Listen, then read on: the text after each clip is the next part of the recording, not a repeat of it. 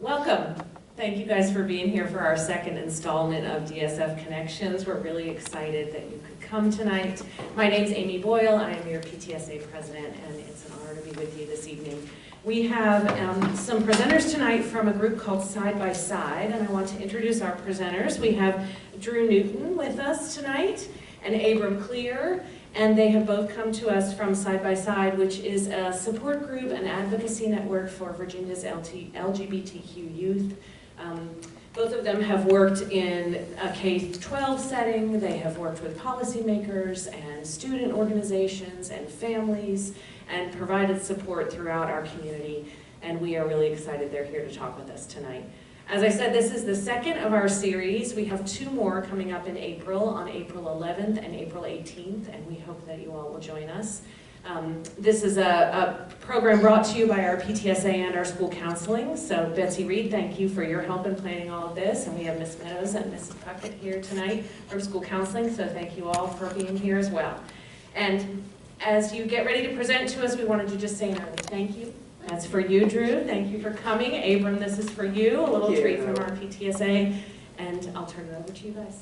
Thanks a lot. Thank you very much. Now that we've gotten our gifts, we have to go now. Thank you so much. I'm Drew. I use he, him pronouns. I'm the Director of Advocacy and Education at Side by Side. And I'm Abram. I use they, them pronouns, and I'm the School Programs Coordinator at Side by Side. So let me be clear as we start that whether you're here with us in person or you're watching later, you'll see our contact information here on the screen. We know this is a topic that is uniquely personal. And even if a person you love has not come out to you as LGBTQIA+, then likely your student, your Freeman student, knows someone who is LGBTQIA+, and they're going to be looking to your home environments to find a safe and welcoming spot too. So we know that there may be things that are unique to your individual scenario or questions you have unique to your perspective, and we'd be happy to talk to you anytime. Just feel free to reach out to us by email. But let me start by telling you a little bit about Side by Side. So what is Side by Side? That's what the slide says, so let me tell you about it. So, do you want to go to the next? Yeah. Let's see. Cool. So what you're going to probably know us best for is support groups. Side by Side has existed since 1991. That's very hard to believe as well. Over 30 years of serving as an LGBTQ youth center. And I would argue probably one of the oldest ones in America too, which is awesome. And one of the biggest catalysts for us as an organization to even begin was the support groups. So Monday through Thursday we have support groups for a variety of different affinity groups. Mondays is LGBTQ plus youth of color. That's ages 14 through 18, as well as young adults, which is ages 18 through 25. On Tuesdays, we have a general LGBTQ youth group, pretty much for the high school age, ages 14 through 18. Wednesdays is a middle school group, and if you want to have a lot of fun, come to the middle school group. And Thursday is the trans youth group, which is ages 14 through 18. So you can see that we support youth ages 11 through 25. Youth who are 13 and under will need parent permission, but everyone else does not. If you don't have a ride to Side by Side, we can arrange a free Lyft ride for you to get you to us and back home safely. We offer a free hot meal, every support group as well. And then from 4 to 6, Monday through Thursday, so right before support groups, we have drop-in hours, and we only let you have snacks if you come to drop-in hours. Okay, but that's also a time for youth to connect with each other, but it's a chance for them to also be able to sit with a member of our team and talk through something maybe that's unique to their experiences. We offer a variety of other services as well. So individuals who are engaging in side-by-side services can get access to our clinical or our counseling services pending space availability. We offer scholarships. We actually have 2 $1,000 scholarships open right now, and a $500 Courage Award as well. Nobody should leave dollars on the table. We also provide special events. So I'll let me check the scholarship newsletter because we posted it. I've heard the scholarship newsletter has this information on it. So definitely check that out. We host events for Queer Joy. One of those is coming up in early June, which is a queer prom. Which we're really excited to bring back after, well, as we emerge from COVID. And we offer a lot of other services as well. One of those is also the help and support for GSAs, which are Gender and Sexuality Alliances. You may have known them in the past as Gay Straight Alliances. So we offer a lot at Side by Side. You'll find that information on our website, sidebysideva.org. All right, so kicking us off here, just to make sure we all have some shared definitions and shared knowledge of terminology before we talk through steps for allyship and advocacy. We're going to talk through some foundations of the LGBTQ community, foundations of experience to really promote empathy and just make sure that we're all on the same page about supporting the youth that we love and care about. Okay. So, quickly, I'd like you to take a look at this spectrum of support and understanding and really be introspective and honest and open with yourself about where you fall here. Okay. The goal is that today's presentation moves you one step closer to ally and advocate, but it's okay to be honest about where you fall. How do you feel about the LGBTQ plus community? Are you ready to stand up for LGBTQ community members in a room when we're not present? Or are you more tolerant of the queer community in very specific ways, right? And be honest about that, and be open-minded to move one step closer to ally and advocate, where we want everyone to be. Okay. There we go. Also, I'm not going to assume any knowledge, so just quickly going to break down the acronym for folks. LGBTQ+, L is for lesbian, G is for gay, B is for bisexual, T is for transgender, Q is for queer and questioning. Queer is maybe a term you might have a negative connotation or a negative association with as a slur, but it's often been reclaimed by members of the LGBTQ+ community, and I often will use it as a catch-all, kind of to mean umbrella LGBTQ community. So if you hear that, it's been reclaimed by some younger members of the community. And we also include plus here because there are so many other identities that just simply can't be captured with an acronym, or the acronym would fall at the beginning. So these are just a sampling of the different identities that we mean when we say plus. And I think the most important thing here, and the reason we show these, is that to be an ally or an advocate doesn't mean that we expect you to have an encyclopedic knowledge of all of these, or even most of these, right? I wasn't familiar with some of these before I started working side by side. Being an ally or an advocate means that you're open-minded to sitting down with someone and saying, what does this identity or this label mean to them, right? How does it resonate with them? And there's some nuance from person to person and people to people, right? But the piece that we ask is that you're respectful and can have that open and honest conversation. And we're welcome to circle back to some of these terms if you do want to know what the kind of canned definition is.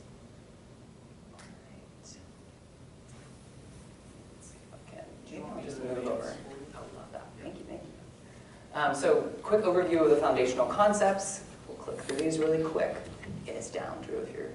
Yep. We're going to talk through sex assigned at birth, gender identity, sexual orientation, well, gender expression, sexual orientation, and romantic orientation. I'm really bad at clicker, sorry. That's okay. Cool. Thank you. All right, so sex assigned at birth can kind of best be thought of as the sex on someone's birth certificate, right? That's assigned by a doctor when an infant is born, right? And that's oftentimes done just by a doctor kind of looking at an infant's external genitalia and assigning a gender there. And that's what we can think of often as a binary categorization between male and female.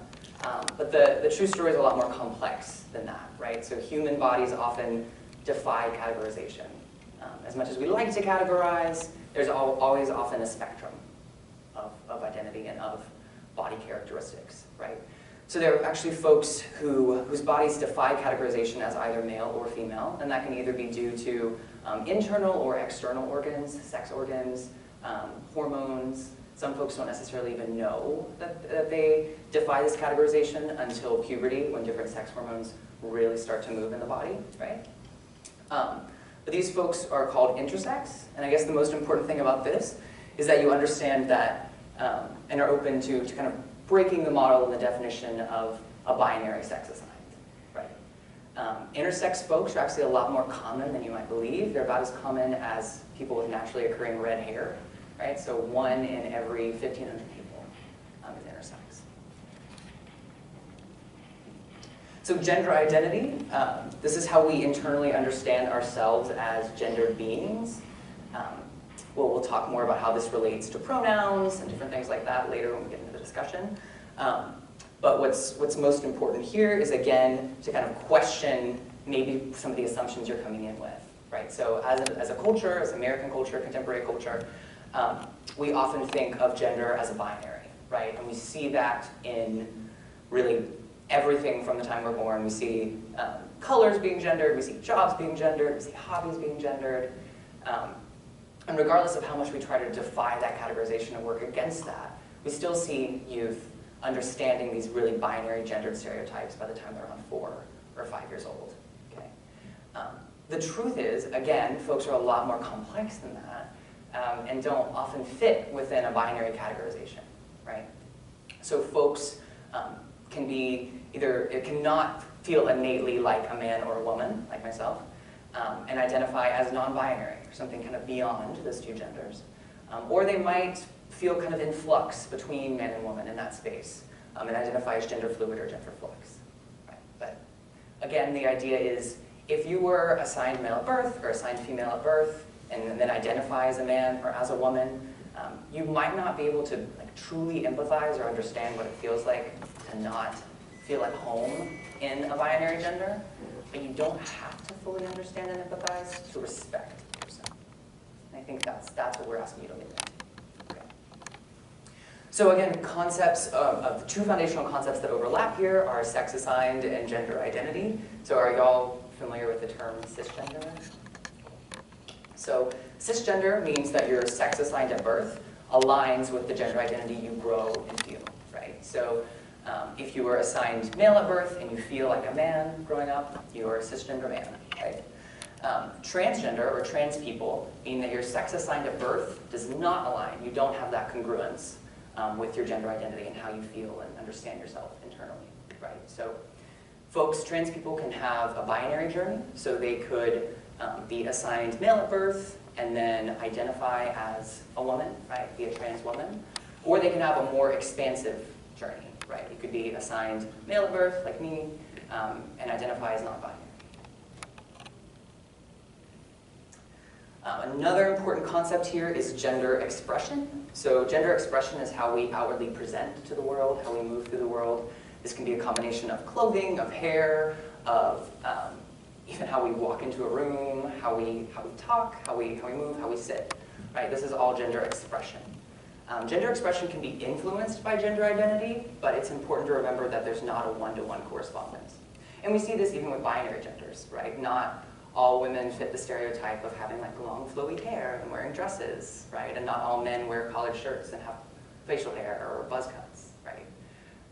But it's also important to note that, you know, just as men can look more or less masculine, women can look more or less feminine. People who are non-binary or exist outside of the binary don't necessarily owe anyone androgyny, or may or may not look like an absence of male or female, right, to you. Okay.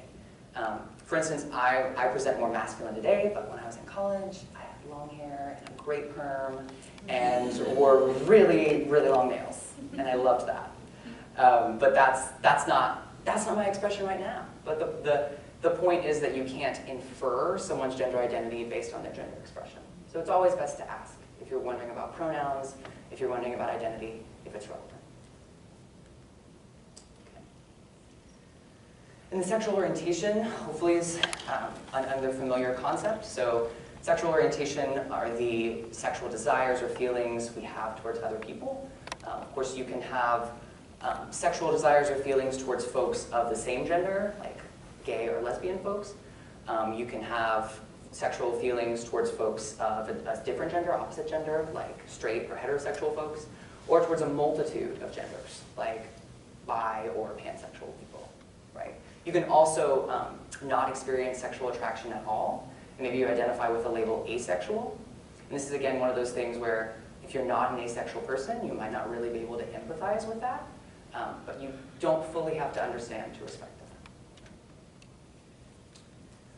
And then we have very similar nuance for romantic orientation, right? So romantic orientation is independent of sexual orientation because sex does not equal intimacy, right?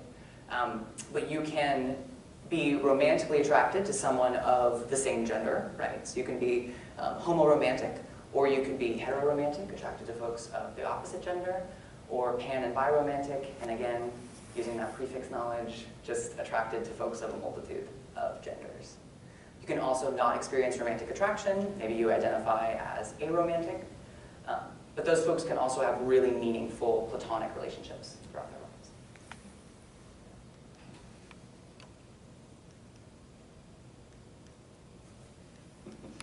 Maybe. This one's really important. This one is very important. We just want you to stay with this concept and just know it well. Right, just sit with that. That's right. Thank you, Drew. Yeah. Another important piece here is to normalize questioning and evolution. Right, so as humans, we're not static beings. I think, if anything, a marker of a life well lived is evolution and change in all of us, right? So it's important to remember that folks, while they may identify with a label or use a certain label with you now, or not, in a few years' time, they might find something else that resonates with them. And the important thing is to hear them, make sure they feel seen and valid, and go with it, right? I think folks, it takes a lot of mental space and time to be introspective and be honest with yourself, and even more time to be honest with others. And that's what I want to emphasize here, is that youth aren't ever required to share their identities with anyone, and as they grow older, those identities might change. For me, as I mentioned earlier, I grew up in a very, very deeply rural, deeply conservative area. Didn't have time to even consider who I was sexually attracted to until my freshman year of college, right? And then, once I had a chosen family and a group of peers who supported me because of that, I was finally able to make space to think about my gender identity. Even though I'd always had this discongruence, I'd always had this feeling, I didn't have the support system or space to think through that. Right? So it's just important to normalize that process of evolution for everyone. I think we're all continuing to grow.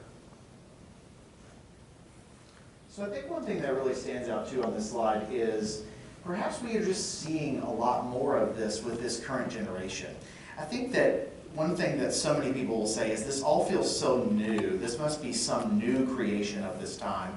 Really and truly it's not. We're just having more open and honest conversations about it. And we're having them at earlier ages. I want to give a statistic before I tell some statistics that aren't so happy. Is that Gallup recently did a survey, in whatever ways Gallup does surveys, but they looked at generationally, what do we see in terms of LGBTQ plus identities? As you can imagine, if you were born in the 40s or the 50s, that's not a super high percentage. We may be talking about anywhere from 1% to 5% of that generation really believes and would identify in a survey as LGBTQ. But today's Gen Z, 20% of them identify as LGBTQ. And so what you can see is that that's still just the percentage who are willing to say it on a survey. So what's really interesting is this past weekend, Abram and I were at the Youth Summit, Teen Summit, that was at the Greater Richmond Convention Center, and Rico County Schools was part of it. Freeman, I'm sure, was there too. And whenever we would ask the students who came to our panel, which was about LGBTQ advocacy, what percent of your generation do you believe is LGBTQ? It was like 85%, 90%. And we're like, okay, no, it's 20% according to this statistic. But what you can see is that these conversations are just simply happening at an earlier rate perhaps, and with more transparency in this generation. These are not new concepts. These fundamentals Abram has just walked through are not things that just happened in the last 10 years. They've always existed. We're just having more conversation about them. Now, I want then to talk, not go in the wrong direction, unless I know how to use a clicker. I want to talk a little bit about some statistics that can help us understand why we need to learn. But one of the biggest reasons is this is just one component of identity. And it's really critical that we think about then, as we know is a real lived experience for students every day, how does my discovery of self with sexual orientation, gender identity clash with or cooperate with some of the other components of who I am? So let me give an example. I grew up in Farmville. I grew up in a Southern Baptist church, okay? I grew up with church being the place where I felt like I learned how to speak to other people and I learned leadership skills. But as I really began to understand that I identify as gay, there was some clashing there, right? So there are lots of things that build a person. Sexual orientation and gender identity is just one of them, but in some ways there may be some friction that then causes some difficult statistics as well. So, let me give you a risk or a content warning here that these are negative statistics.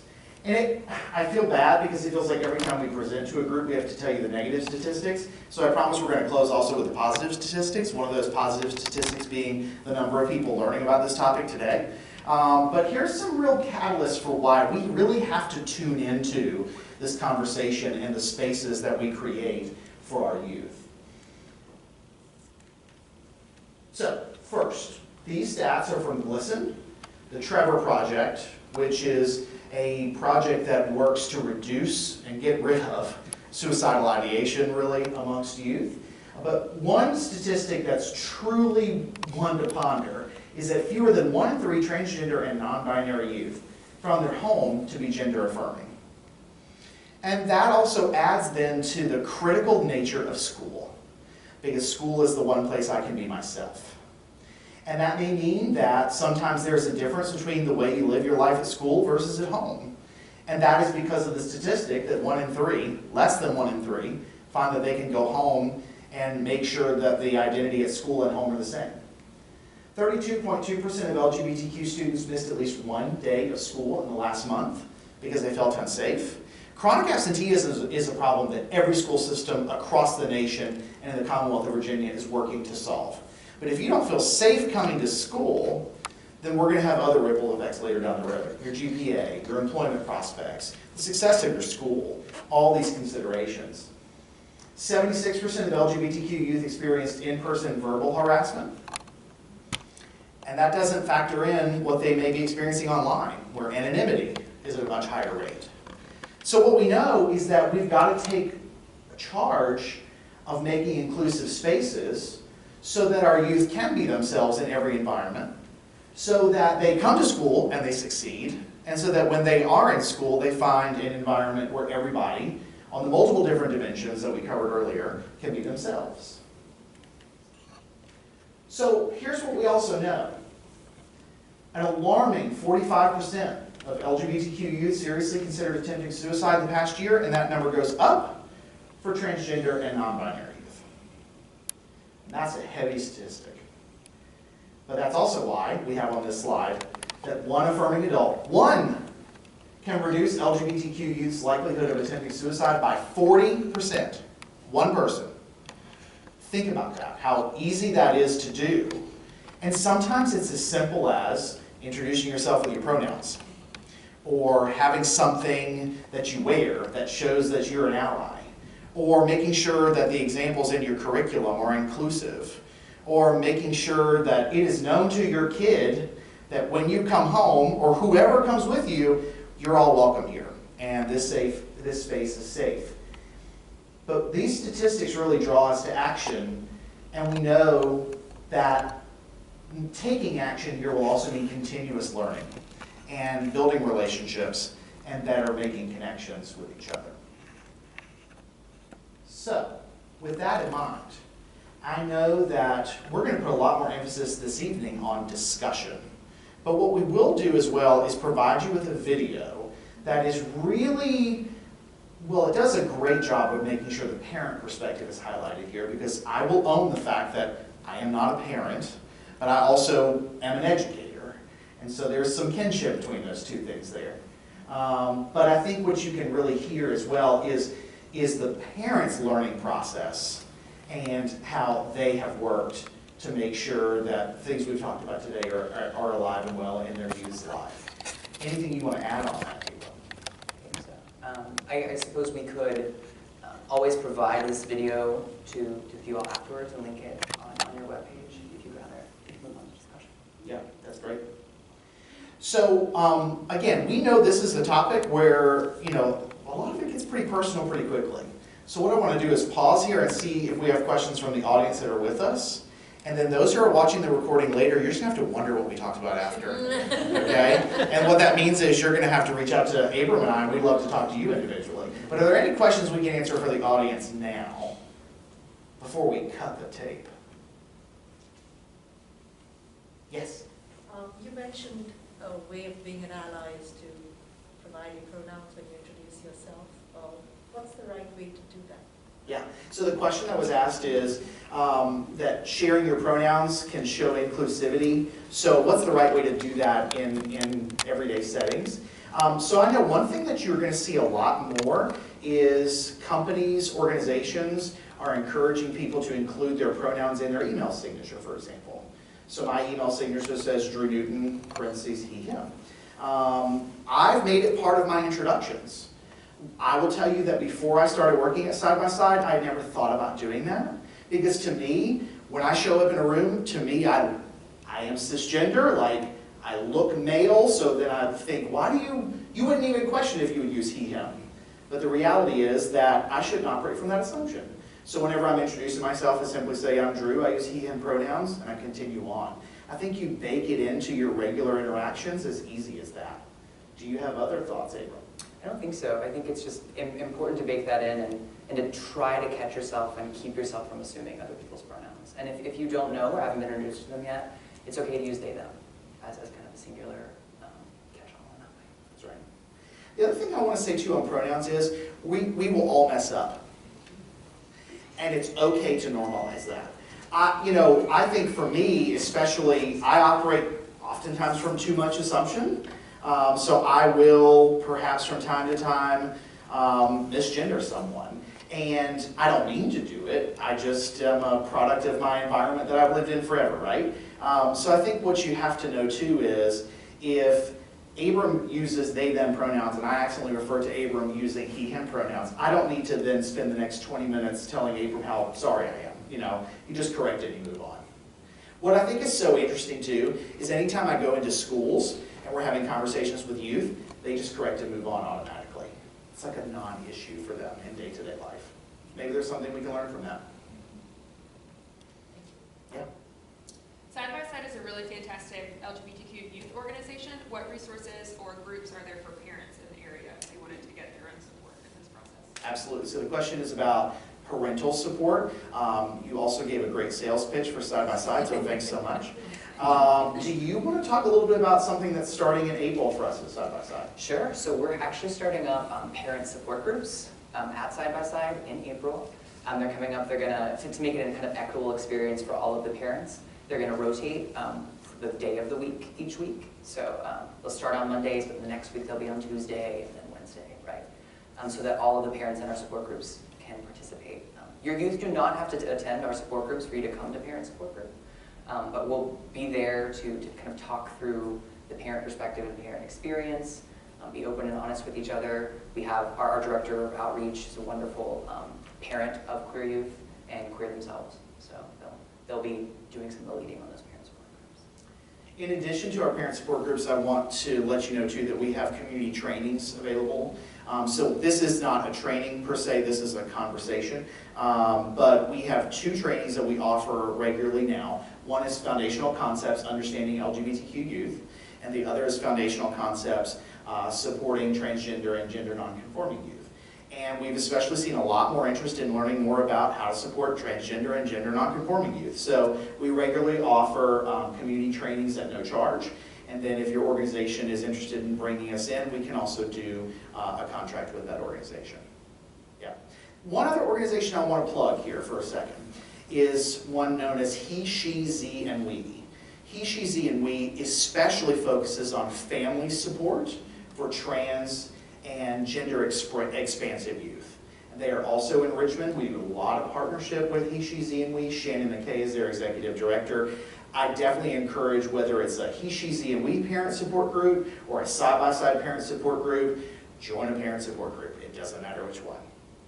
All the resources are there. Well, if there are no questions from the rest of the group, will you tell them about the resource you've got, and then we're cutting that tape, so you don't know what else we talked about. Okay, so we'll also be sure to attach and send this resource along with you all. But this is our resource about creating supportive spaces for LGBTQ youth, and it's more kind of really allyship and action-based, right? So we'll also be able to talk through that. It has some good things that we encourage everyone to commit to for making that safe space. It has a pronoun chart here in case you're wondering about neo-pronouns, or you're wondering about, you know, how they, them reflects, or inflects across the different cases. But it's also has some good things to avoid, right? Like pressuring a youth to keep their identity a secret, for instance, or making assumptions, or sharing someone's identity without permission. Right? So it's just a good takeaway to have that's really action-oriented from this presentation. And I'll pass it on. We definitely understand that in today's day and age, this could be a topic that feels very politically fraught. We hope you can see that this has nothing to do with politics. This has everything to do with connecting person to person and being that one person for that youth that can help dramatically reduce that suicidal ideation, that can help them be successful in the world, and ultimately that's exactly what we need from every single youth. So, thanks so much.